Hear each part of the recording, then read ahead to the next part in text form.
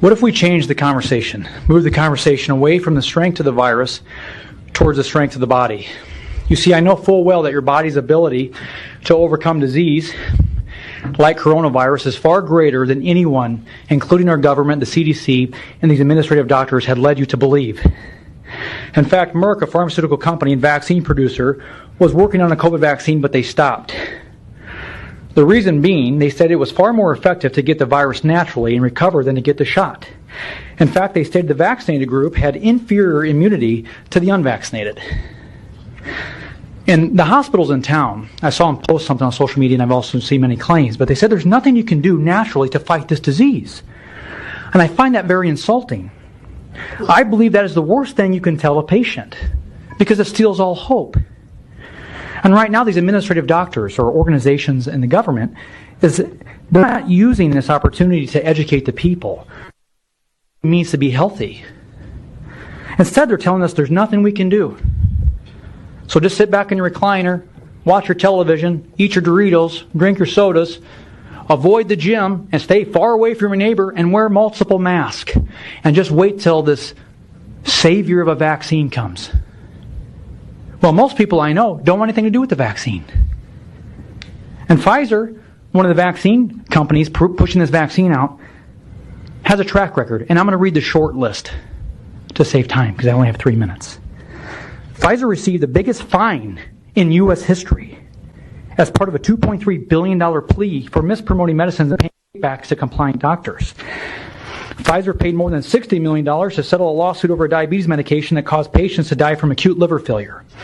They paid $430 million in 2004 to settle criminal charges for bribing doctors. In 2011, they committed racketeering fraud and agreed to pay $142 million in the settlement. They were caught using Nigerian children as human guinea pigs without the parents' consent, violating the Nuremberg Code. Now, the vaccine courts have paid over $4 billion in injuries since '86, and only 1% of vaccine injuries are reported. Not only that, I have a dossier put together by some of the best attorneys in the nation and physicians.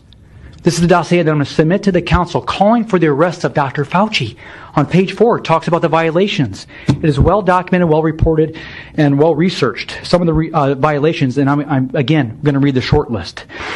Marketing manipulation, conspiring to criminal commercial activity, lying to Congress, acts of domestic terrorism resulting in the death of American citizens, and funding and conspiring to commit acts of terror. I encourage you to read through this. This was sent to me from some of the best physicians and attorneys that I know. Newsflash. Our health is not the number one priority of these drug commercials, or drug companies. Their main priority is to sell more drugs and vaccines. In other words, they don't care about our health, they care about our stockholders. Germophobia used to be a mental health disorder, but now it's considered a virtue. We're told that a droplet causes the spread of this disease, and the germ theory doesn't tell the full story. Blaming this disease on a droplet or germ is like blaming the flies for the trash. We must get back to being human again, loving thy neighbor, not fearing him. My shirt says the immune system is not a conspiracy. Going to need you to wrap up. It's time to lift the regulations and get back to the old normal. Thank you. Thank you, Dr. Tapper. Dr. Merritt, 1811 Q Street.